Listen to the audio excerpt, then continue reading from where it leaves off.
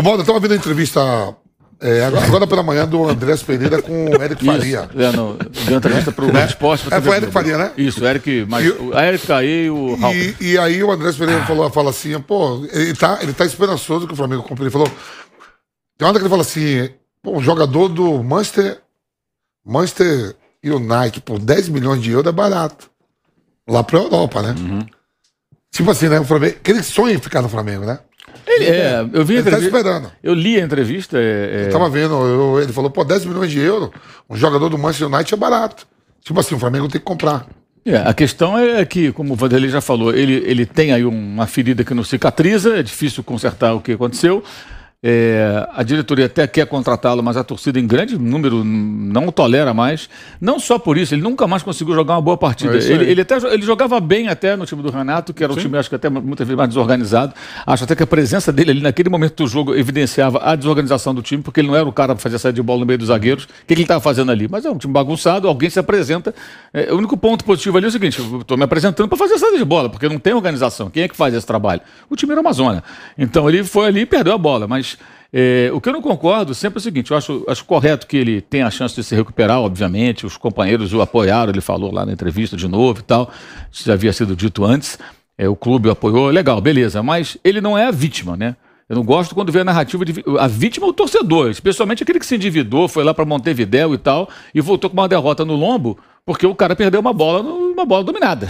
Então ele não é a vítima é o torcedor, ele é o vilão, na verdade, um vilão, não quis ser, mas virou vilão.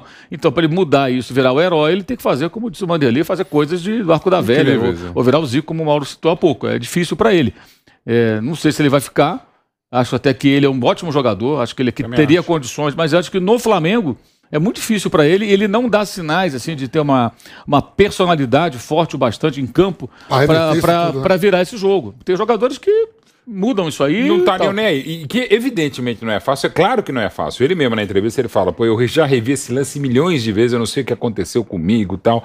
E realmente é terrível, é um momento histórico e tal. Mas e aí nesse caso não é fraqueza dele, é algo muito forte. Mas tem jogador, tipo, e o próprio Romário, quando também voltou ao Brasil em 95 pro Flamengo do Claverete, ele falou, tem um negócio que é real, né? Você conhece a fera, né? Ele falou, na Europa não tinha muita essa animosidade, eu gosto de ser vaiado, eu gosto de ser xingado. E até interessante, outro que não se bateram muito, mas o Edmundo é um cara que você precisa jogar na parede de chapisco para resolver, muitas vezes. Então assim, tem cara que precisa desse negócio, né, solavanco, e tem outros que não, né? E realmente é difícil a situação. Fora o nível de o investimento, que é muito caro. É muito caro, mesmo se ele tivesse feito o gol do título, já seria caro. Sim. Esse é o detalhe que eu pego como gancho que o Mauro Betting falou, porque se ganha, acho, né? Que se ganha o cenário assim que vem na minha cabeça, que no dia seguinte o Flamengo compraria, todo mundo aplaudiria, o jogador importante, aquela coisa toda, tá, aquele clima todo de vitória, comemoração, alguém assina o cheque. Aconteceu o que aconteceu. Lá, se fosse no dia seguinte o acordo para assinar o contrato, o cara que tem a caneta na mão já vai pensar duas vezes. Aí a repercussão, tá certo? Tem a repercussão, o cara vai avaliar. E depois começa a fazer conta. Mesmo pro Flamengo, que é um time que tem dinheiro, não joga pela janela, mas tem dinheiro, pode fazer algum investimento mais forte, é um preço. E o tempo que passa não ajudou em nada. Tipo assim, ó, vamos repensar. Talvez se a gente dividir igual o Carnezinho aí em 10 vezes, não sei o quê. Mas começa a pensar, é uma compra adequada? Todo mundo sabe o que o Flamengo viveu, ainda vive, com relação à turbulência interna e descontentamento de torcida. É duro para alguém, por mais, olha, com respeito, com mais irresponsável que seja, assinar um valor cheio de zeros. Não é fácil. E para você ver, desculpa, Vanderlei, em cima do mesmo lance, o outro lado, né, que é o Daverson, não vai ficar. Digamos, e assim, não estou falando que devesse ficar, mas assim, é uma dívida de gratidão. Por exemplo, eu brinco, o Ademir da Guia fez agora 80 anos, a gente está organizando um jogo de 80 anos ali no Allianz Parque. E eu falo, Ademir, eu quero que você jogue bem. E ele está realmente treinando, ele joga, enfim, Ademir da Guia, né? Mas tudo bem. Eu falei, mas de você eu vou cobrar. Eu não posso cobrar mais como torcedor do Breno Lopes e muito menos do Daverson. Ele fez um gol do Deca campeonato contra o Vasco e fez esse gol. O Daverson está engraçado. O Daverson é o seguinte, eu acho que digamos assim, a desistência, o Pedro acompanha o Palmeiras, a desistência não é só pelo futebol. O futebol, quando ele entra, o cara decidiu alguma coisa e tal. Primeiro, que ele leva a sério mesmo o apelido Maluquinho. Sim. É o menino maluquinho. Então, na hora que pesa para analisar, ele entrou, fez o gol e foi expulso. Contra o Bragantino. Não é isso? Quer dizer, algumas coisas assim... Contra o Atlético Mineiro, ele quase... afastam qualquer tipo Flávio de Prado reação. fala que quando o André Pereira errou, que a bola caiu no pé dele, falou misericórdia, e agora tá comigo. Você não é o Flávio Prado? Ele não queria. Eu falei, o Davidson, eu senti naquele momento... Não, é só ouvir. Escuta sem a narração de TV, de rádio, o lance, a Conmebol disponibiliza a imagem. Na hora que tá o Palmeiras cantando no fundo tal, o Andrés Pereira perde e fica aquela... né? Só que meio que na hora que a torcida percebe que é o Davidson, a torcida fica quieta. Parece um tiro de meta. Foi. E fica o desespero. Eu falei, eu contei pra ele, Davidson, no ar e fora. Cara, na hora que eu vi, eu fiquei meio assim.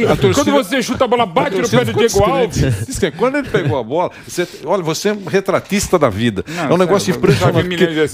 Quando sobrou, eu notei que a torcida praticamente jogou a toalha. Eu não tenho certeza se aquela bola é pro gol. Então, mas então, quer falar, o Mauro, o Davidson fala... Eu falei, Davidson, eu morri de medo. Quando a bola bate no pé do Diego Alves, eu achei que não tinha entrado. Ele falou, eu também. Eu achei que quando eu vim com a bola, eu falei, meu Deus, não posso, se eu não fizer, eu tô morto. Ele disse que quando a bola sobrou, bate, né? E entra, e ele falou, eu comemorei mais o gol do Danilo Barbosa, que a bola bateu na rede no final do jogo, do que o meu. Eu achei aquele que tinha entrado. Quando a bola sobrou, ele falou, putz, vai ficar comigo a responsabilidade. Quer ver, se puder a produção botar isso Tá sempre assistindo o programa, o Frank Souza, ele lá da Espanha. Ele falou, Vamp, tô vendo aqui o programa. O Andrés Pereira ele teve uma passagem pelo Valência, onde não foi muito bem, e com o Granada também foi muito mal. Nem sabia que ele tinha jogado no Valência. Sim, ele rodou.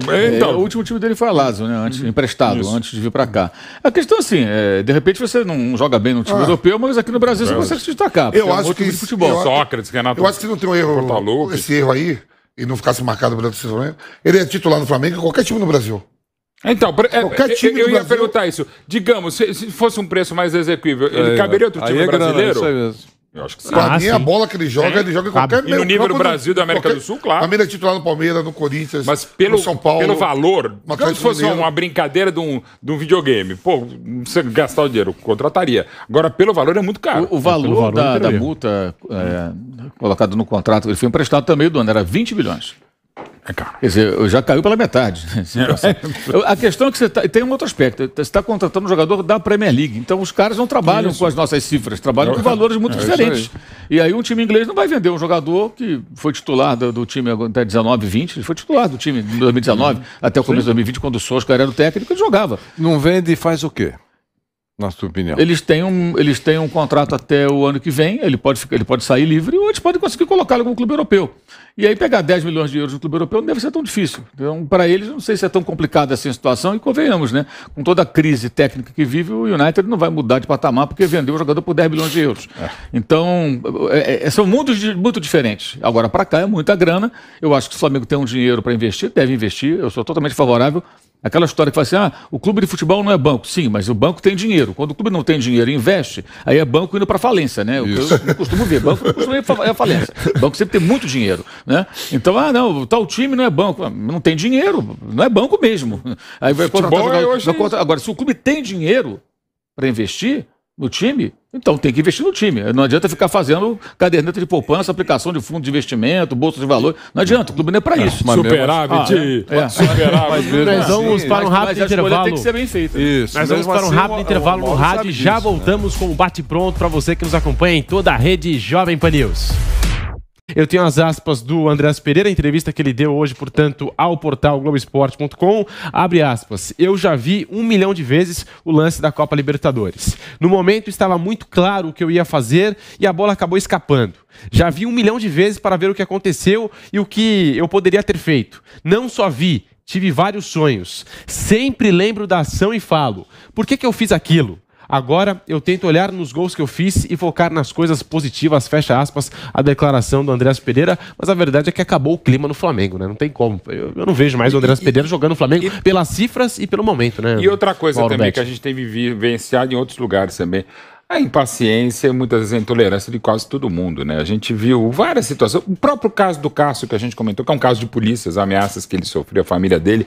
E, gente, não querendo comparar, mas já comparando, a história que tem o Cássio. E, de novo, eu também fui muito mal interpretado, culpa minha, por muita gente do Corinthians dizendo, você é palmeirense, você quer que o Cássio continue. Não, eu tô falando que eu acho que coisa de louco. Não, de novo, eu acho o Ivan um ótimo goleiro, o Donelli eu acho um ótimo goleiro promissor, ainda jovem. O Ivan também é jovem, 24 para 25 anos. Eu acho que o Cássio já de algum tempo merecia.